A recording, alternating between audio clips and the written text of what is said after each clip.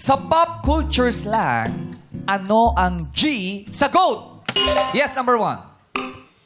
I believe, hindi ko po alam. I believe, hulaan ko po ito. And I believe, ito po yung sagot ko. I believe ito po ay greatest.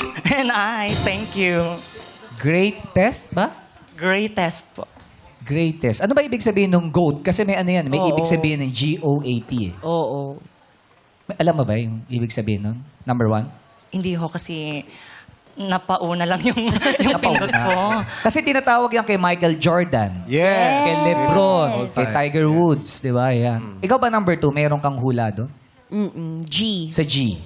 To be honest, I don't know, pero I can try. Yeah, Okay, yes, then you you can try. try, please. Try till you succeed. Pwede tapusin yung tanong. Oh, sige.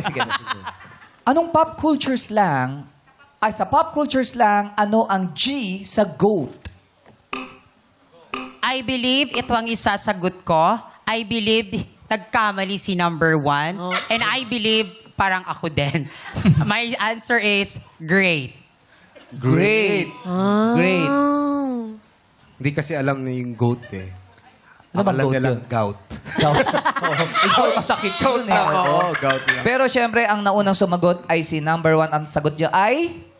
Greatest po. Greatest is Tumpak Galer! Kasi ang ibig sabihin ng GOAT ay greatest of all time. Yun ang ibig sabihin ng Akalain ko GOAT. yun! Correct, kaya naman candidate number 1, pasok ka na sa next round. At syempre, maraming salamat kay candidate.